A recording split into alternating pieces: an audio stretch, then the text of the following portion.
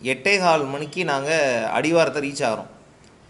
Reach ஆகும்போது மதுரை மாநகர காவல்துறை ஆணையர் திரு ஜே. லோகநாதன் ஐபிஎஸ் அவங்களும், டிசி இனிகோ திவ்யன் அவங்களும், ஏசி மேடம் பிரியா அவங்களும், மற்ற போலீஸ் எல்லாருமே கிட்டத்தட்ட ஒரு 200 பேர் அந்த இடத்துல மறித்து நிப்பாட்டிட்டாங்க எங்களை. அப்போ நடந்த விஷயங்கள் எல்லாமே நீங்கள் மீடியாவில் பார்த்துருப்பீங்க, லைவில் என்ன நடந்துச்சுன்னு. நம்ம நீதிமன்றத்தோட உத்தரவை நம்ம ஜஸ்ட் ஒரு பிரிண்ட் எடுத்துகிட்டு தான் போயிருந்தோம். ஏன்னா அந்த டைம் ரொம்ப கம்மியாக இருந்தது. அப்போது முதல்ல தடுத்த போது கமிஷனர் என்ன சொன்னார், இந்த உத்தரவில் கையெழுத்து கிடையாது அப்படின்னாரு. இதெல்லாம் உப்புக்கு சப்பானுடைய செய்கிற வேலை. கையெழுத்து இல்லைனாரு. அப்புறம் நாங்கள் மொபைல் எடுத்து டவுன்லோட் பண்ணி இந்த பாருங்கள் ஆர்டர் அப்லோட் ஆகிடுச்சின்னு எடுத்து காமிச்சதுக்கப்புறம் நாங்கள் 144 போட்டிருக்கோன்னாரு.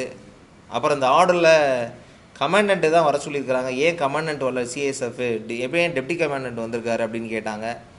ஆர்டர் நல்லா படிங்க சார், நீங்கள் ஒரு IPS ஆஃபீஸர்னு our commissioner கோவப்பட்டார்.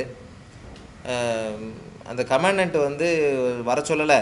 Commandant director the commandant to depute his team அப்படின்னு தான் இருக்குது. அப்போ கமாண்டன்ட் நேரடியாக வரணும்னு அவசியம் இல்லை சார் அப்படின்னு சொன்ன உடனே அந்த 2 விஷயத்தை விட்டுட்டாங்க.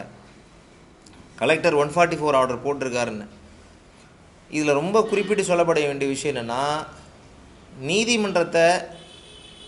நீதிமன்றத்தோட உத்தரவை செயல்படுத்த வேண்டியது ஒவ்வொரு தனி மனிதனுடைய கடமை.